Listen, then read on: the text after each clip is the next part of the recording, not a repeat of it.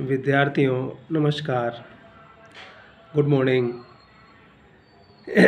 हमारे चैनल के साथ जुड़िए, लाइक कीजिए, सब्सक्राइब कीजिए, शेयर कीजिए। यूजीसी नेट की परीक्षा के लिए, बीएड की परीक्षा के लिए या हिंदी की किसी भी परीक्षा को आप पास करना चाहते हैं, चाहे एमए की परीक्षा हो, उसमें उसका सिलेबस और नेट का सिलेबस लगभग सेम ही है। तो आप उन तमाम विषयों को समझने के लिए, हिंदी साहित्य की महत्ता को समझने के लिए हमारे चैनल पर आइए, सब्सक्राइब कीजिए, लाइक कीजिए, प्लीज़ शेयर कीजिए, हमारे हौसले को मोटिवेट कीजिए। हम आपको बहुत ही सिंपल और सरल भाषा में इन सारी विषयों से अवगत कराने का निरंतर प्रयास करते रहेंगे। हमारे साथ जुड़िए। प्रेमचंद का जो समय है और उसके बाद के जो उपन्यासकार हैं, जो कि आपके नेट के पाठ्यक्रम में शामिल है सिलेबस में, और उसमें लगभग इस 2000 तक का समय इन्होंने लिया है। और उसमें तो बहुत सारे उपन्यासकार हैं, बहुत सारे रचनाकार हैं, क्योंकि प्रेमचंद के समय के बाद और आज के इन 70-80 सालों में कितना कुछ बदल चुका है। तो उस दौर में जाहिर सी बात है बहुत सारे लोग तैयार होते रहते हैं, हर पीढ़ी में आते हैं और वो किस तरह से अपना कंट्रीब्यूशन करते हैं। तो प्रेमचंद के बाद के जो प्रमुख उपन्यासकार है उसमें कौन है? सच्चिदानंद हीरानंद वात्सायन अज्ञे। इनका इतना लंबा नाम है, लेकिन शॉर्ट नाम क्या है इनका? अज्ञे है।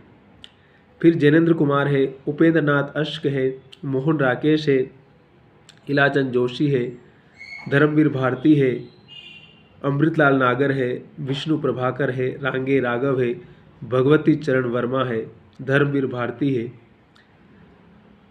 फिर रेणु जी है। कई लोग हैं उसमें आते हैं जिन्होंने लगातार उपन्यास की परंपरा को समृद्ध करने में अपना बहुत ही महत्वपूर्ण योगदान दिया।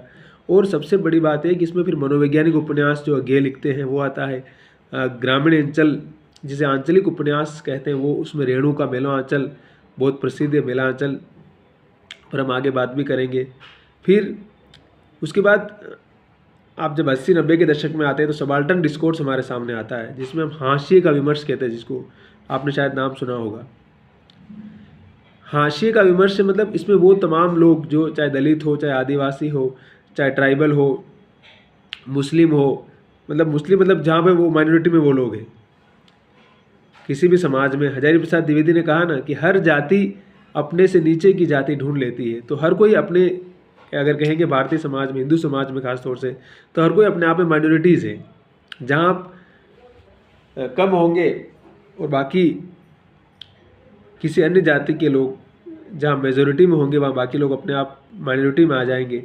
तो ये जो सबाल्टर्न जो डिस्कोर्स रहा है, चाहे स्त्रियाँ हों, उसमें फिर अब स्त्रियों में भी अलग अलग वर्ग की स्त्रियों की, अलग अलग जाति की स्त्रियों की सामाजिक, सांस्कृतिक, राजनीतिक दशा अलग अलग होती है।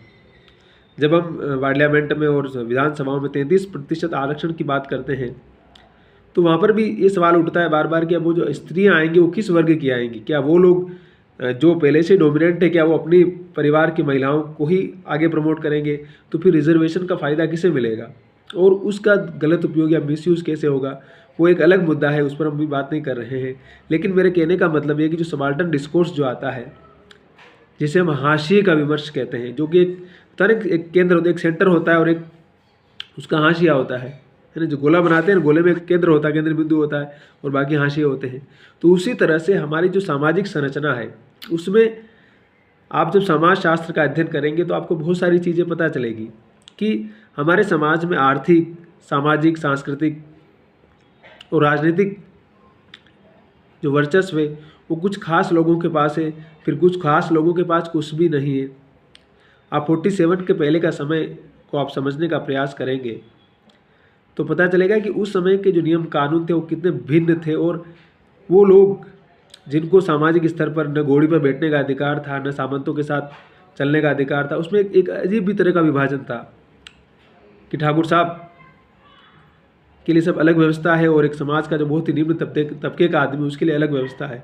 तो ये जो पूरा हायरार्की जो समाज में रही है, जो हेजेमनी जो समाज में रही है, उन सारी चीज़ों को भी उपन्यास डील करते रहे हैं। और आज़ादी के बाद का जो समय है, और मैंने कहा कि प्रेमचंद के बाद का जो समय है, उसमें बहुत सारा वैविध्य आया है।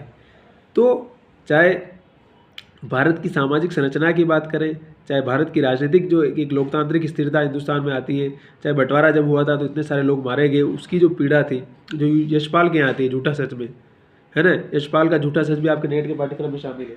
तो उसको हम समझेंगे तो बहुत सारी चीज़ें हमें समझ में आएगी। तो मेरे कहने का मतलब ये है कि जो कुछ परिघटनाएं समाज में घटती है, चाहे विभाजन हो, एक तरफ आज़ाद होता है हिंदुस्तान, एक तरफ भारत का बंटवारा भी होता है, तो एक तरफ हम खुशी मना रहे हैं और एक तरफ हमें इतने सारे लोग जो अकारण सिर्फ धर्म के नाम पर जब एक नया देश पाकिस्तान बनता है तो इस बंटवारा होता है।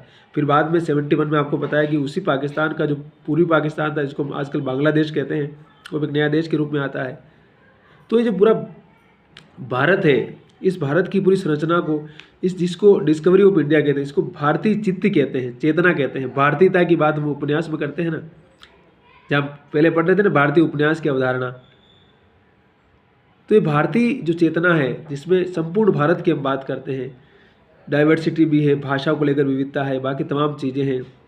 आप हिंदुस्तान की यात्रा करेंगे, घूमेंगे तो पता चलेगा कि मतलब क्या कहते हैं ना कि कोस कोस पे पानी बदले और 3 कोस पे वाणी बदले, कि कोस पे जाएंगे तो पानी बदल जाएगा और 3 कोस पे जाएंगे तो भाषा बदल जाएगी। तो इतनी सारी विविधता है, इतना सारा वैविध्य है, उसको किस प्रकार से उपन्यास समेट रहे हैं अपने अंदर, तो ये अपने आप में एक बहुत ही दिलचस्प विषय है। आप हम पढ़ेंगे इस पर, लेकिन मोटा मोटी मैं बता रहा हूँ आपको। तो ये सारे उपन्यासकार हैं और जो भी हमारे पाठ्यक्रम में शामिल है, हम कोशिश करेंगे कि एक एक उपन्यास पर बात करेंगे। हजारी प्रसाद द्विवेदी का नाम, जो बाण भट्ट की आत्मकथा, उनका उपन्यास आपके पाठ्यक्रम में शामिल है। हजारी प्रसाद द्विवेदी वैसे तो इतिहासकार है, लेकिन गल्प भी उन्होंने उतना ही अच्छा लिखा है। गल्प, मैंने कहा गल्प का मतलब उपन्यास होता है, कल्पना होता है, इमेजिनेशन। तो गल्प जो है, जिसको फिक्शन कहते हैं इंग्लिश में, फिक्शन, रचनाकार इस पर कैसे बात कर सकता है, कैसे अपनी बात को रख सकता है। तो प्रेमचंद के बाद की जो उपन्यास की पूरी परंपरा है, वो बहुत ही समृद्ध परंपरा है। उसमें तमाम लोगों ने अपना कंट्रीब्यूशन दिया है और आज सच में अगर इस उपन्यास की इस परंपरा को हम समझेंगे तो इसके बहुत सारे आयाम हैं। तो हंसते रहिए, मुस्कुराते रहिए, मस्त रहिए और हमारे साथ जुड़ते रहिए। हम आपको ऐसे ही सरल सिंपल भाषा में हिंदी साहित्य की दुनिया से परिचित कराते रहेंगे। शब्बा खैर।